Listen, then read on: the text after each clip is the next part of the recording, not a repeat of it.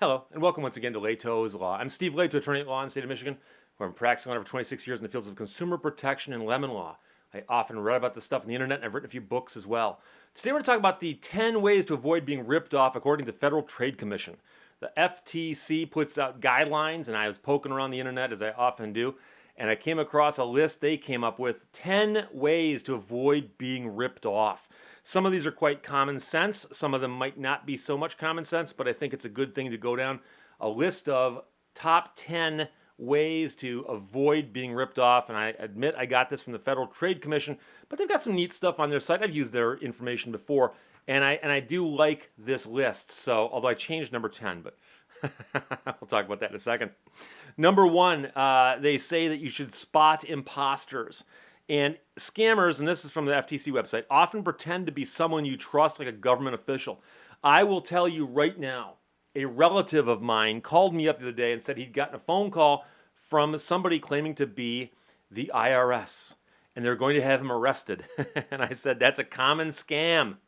And he said, yeah, but they had information about me, and it sounded legitimate, and the caller ID said it was coming from Washington, D.C., I said, it's all a scam. It's a scam, complete scam. And I sent him the link pointing out that that is, in fact, a common scam. Someone calling up pretending to be the IRS, saying they're going to arrest you if you don't immediately pay some back taxes. Everything with that story is wrong, okay? The IRS doesn't call you. They write to you. You don't get arrested for not paying your taxes, generally, okay? Generally, they send you a note saying, hey, you owe us some money. Why don't you pay? So look out for imposters. And it's not always going to be a government official. You'll recall there was a scam going around a few years ago, I think it's still going around, where someone will hack into someone else's Gmail account and then send every single person in that book, the address book, an email saying, hey, look, I've been traveling. I didn't tell anybody, but someone stole my passport. I need some money fast. And I got that email from 2 or 3 people who I know who had Gmail accounts that got hacked, including somebody who I know for a fact was not traveling, but I got an email saying, I'm in London, stuck with no passport. Can you please wire me some money?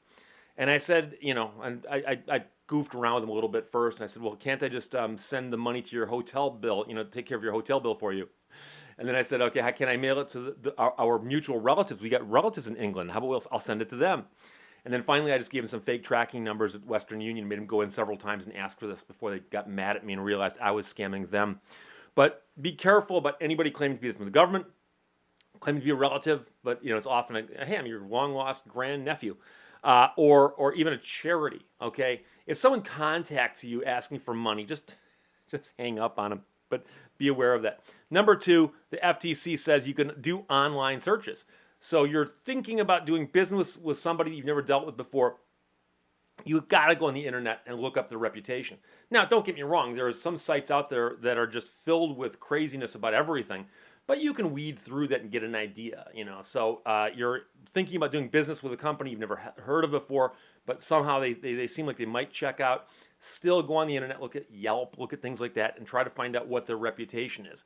I've spoken to many people who've told me that they did business with a company, they got ripped off, and then they decided to do the research. And oh my gosh, if I'd only done the research earlier, I would have found this stuff out. So type in that company name and type in the word complaints, for instance. Someone told me the other day that their friend had hired an attorney. And I said, I never heard of them before. I looked them up online and found out that they'd had several disciplinary actions filed against them by disgruntled clients with the Attorney Grievance Commission. And again, this person could have found that out, and it may or may not make a difference. But the point is they didn't find that information out until afterwards. Number 3 on the list of FTC's tips to avoid being ripped off is don't believe your caller ID, and I hope everyone knows this by now. Your phone will ring, you'll look at it, and there'll be a phone number there, sometimes even a name there. That's all stuff that can be faked now. And there's, they call it spoofing. They spoof your phone number. So I get junk calls on my cell phone all day long, and I look down, and the first 6 digits, the area code, and the first 3 digits of the exchange are identical to my cell phone. So you look at that and go, hey, I think it's someone local trying to call me. Except that I get that same phone call twice a day, and it's always a junk phone call. So whenever I spot that, I simply hang up on it. I dump it. But the point is that just because the caller ID says they're calling from Washington, D.C. doesn't mean that's where they're calling from.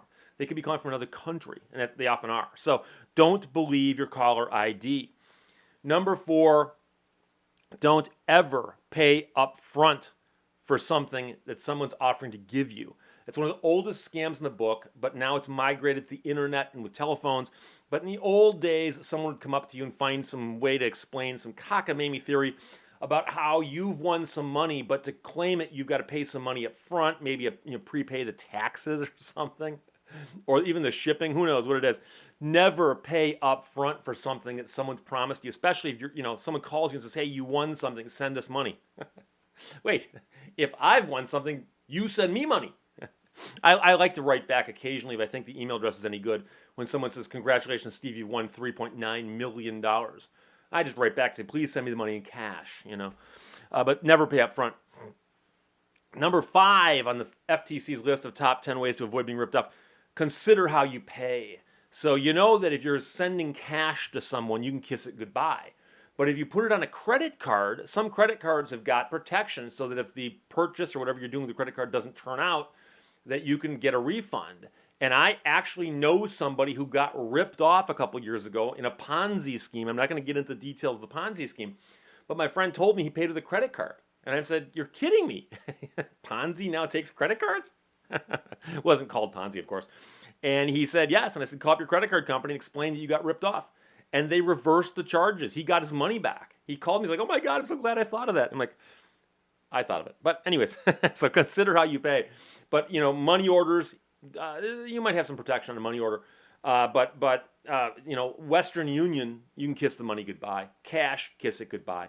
But a credit card might have some protection. So if you're dealing with somebody, you're not quite sure if they take credit cards, it's going to be better than, sending them money or wiring them money. Number 6, and this is kind of funny, but it's so absolutely true. Talk to someone. So someone calls you or you encounter somebody or somebody's pressuring you to do something. Talk to someone. It doesn't matter what the transaction is. I literally mean you say to somebody, "You know something? I like what you're telling me. I'll call you back. Let me talk to you." And you just hang up the phone. You talk to your brother, your sister, your mother, your father, your child. Talk to somebody.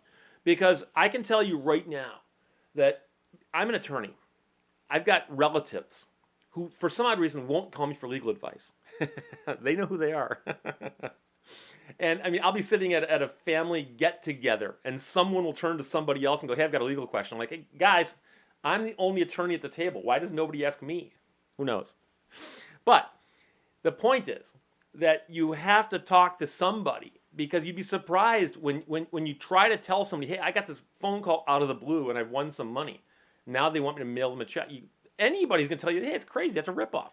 But for some odd reason, there are people out there who haven't encountered all the ripoffs yet. And they'll say, "Well, really? They do that?" Yes, they do that, okay? So talk to somebody. It's the same reason I tell people not to car shop alone. If you're going to go car shopping, don't go alone, because having someone else next to you, they can be the voice of reason. They can be the one who just looks and goes, "The guy's telling you is not true, You can't believe that. What do you mean he won't let you have the vehicle inspected? If you won't let the vehicle get inspected, he's probably hiding something. Let's go, Bring somebody along with you, but talk to somebody before you make a decision. And that's one of the reasons that they often point out that the victims of these scams are people who live alone. They're often elderly, widowed, whatever, and they don't have somebody to bounce ideas off of just for the common sense protections you're going to get from somebody else who's going to say, "You know something? I don't think that's a good idea. I don't think that will work out." So talk to somebody. Number 7, hang up on robocalls. Now, robocalls are a federal offense, but they're also just widespread. Both my phones, I'm talking about my desk phone and my cell phone, ring all day long with robocalls. "Hi, this is Rachel from Card Services." You've heard that, okay? If I could find the woman who claimed to be Rachel, who recorded that voice, "Hi, I'm Rachel from Card Services," I would punch her in the face, and I would admit it in court, and I would just ask the jury to consider how many times I've had to listen to her stupid voice at the beginning of a robocall. It's probably several thousand times in my life, okay? So Rachel from Card Services deserves to be punched in the mouth. I know she's not a real person. She's actually just a voice actor someplace who just recorded that, okay? But if someone can find out who she is and get me your name and address, please get it to me so I can go to her house and punch her in the mouth, okay? So hang up on robocalls. But the problem is they'll keep coming. But no matter what they say, don't give in to them, okay? And I get them now trying to sell me warranties, trying to sell me home improvements. I've gotten somewhere where I'll answer the phone and a voice will simply say, "Hi, this is home improvement." And I say, "The TV show? I thought you guys were off the air." But seriously, "Hi, this is home improvement." Well, you should probably come up with a better sounding name to scam people than just saying this is home improvement. I've had people call up and say, "Hi, this is Google. Hi, this is Microsoft." I'm sure you've gotten those phone calls too. But the point is, robocalls are garbage. They don't deserve to exist, but you shouldn't honor them with anything other than hanging up on them. Nothing good can come from it. Number 8 on the list of ways to avoid being ripped off by the Federal Trade Commission. Number 8, be skeptical about free trial offers. Anytime somebody offers you something for free, recognize that there's no free lunch. Nothing's free, okay? And by that I mean, if you're going to read the fine print, there's things online, for instance, sign up for a free trial. Read the fine print, and it'll say, if you don't cancel within 7 days, we start charging your credit card. You don't cancel here, you don't cancel there. One of the most remarkable things I've found on the internet, and I know you're aware of this, I'm preaching to the choir on this one, is if you sign up for anything at all, I don't care what it is you're signing up for, if you sign up for anything where you're giving your credit card, okay, when you go to cancel that service, you will sometimes find that canceling is almost impossible. Almost impossible. And there's actually a company out there, I won't give the name of it, but there's a company out there I use from time to time when I need to do background checks on people to find where they live and so on. And you can do a background check for $3 or $4. But unfortunately, you got to pay with a credit card. And it always happens that I sign up, do the search, I want to cancel my membership immediately because they say if you don't do that within 7 days, we're going to start charging you a recurring fee. Nowhere on their site does it say how to cancel, okay? And if you Google the phrase, "How do I cancel this service?" you'll find all kinds of people complaining about it, talking about it, and about how it's nigh onto impossible to cancel. And one of the few things you can do is you can actually call the company, and you get the call center in the Philippines or wherever they might be located, and they'll try to talk you out of it. Why would you want to cancel? Famously, you'll recall that America Online had the thing where they give you 100 free hours. They send you the DVD, and then when your 100 free hours was up and you tried to call and cancel, they would actually not let you. They'd talk you out of it. They'd say, "Oh, I'm going to give you to a supervisor." They'd actually get someone else on the phone who would actually say, "Let me speak to your parents." When you're an adult. I mean, the whole process was comedic. But they did it on purpose because they wanted to make you feel bad and actually be scared to call them. So the point is, be skeptical of free offers and recognize that once they've got your credit card information, it might be extremely difficult for you to cancel whatever it is that they then send you that's going to cost you stuff after your free offer is over. So before you agree to a free trial, research the company and find out what their cancellation policy is and figure out if they even have a cancellation policy that works, because they might not. Also, don't ever deposit a check and wire money to anybody. This is number 9 on the FTC's list of top 10 ways to avoid being ripped off. And I talked about this a couple weeks ago. It's the advance fee scam, but they've dressed it up and repackaged it so many times that sometimes you don't notice at first that that's what the scam is. But the elements of the scam are somehow they tell you, "We're going to send you money," and you take that money, keep some of it, send some of it back to us, okay? Anytime somebody has you sending money back to them after they've sent you money, just ask yourself about the logic of that. Why didn't they just keep their own money? Why do they send it to me to send it back to them? Sometimes, of course, they'll dress it up and say, "No, we'll send you the money and you send the money to a third party." And of course, the third party is them, since you don't know who they are. Pretty much anytime you're dealing with anybody on the internet, you should just start with the default assumption that they're a scam artist trying to rob you. And if it doesn't work out to where you get robbed and you actually get your stuff, then hey, count your blessings. So, ironically, I do almost all my shopping on the internet, but I know who these people are and I've had good success with them. But anyways, number 9 is don't deposit a check and wire money back to anybody. I actually spoke to recently an attorney who told me that he was in a certain business field that he does work in, and somebody contacted him with a very legitimate sounding business suggestion, and they said, we want to hire you to handle this for us. And they sent him some money and said, handle this for us.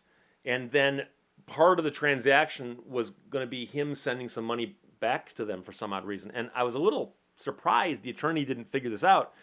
And he said that after he got the money and deposited the check into his trust account, which attorneys have got to do, that he then decided to call and make a few phone calls, and he discovered that it was a scam.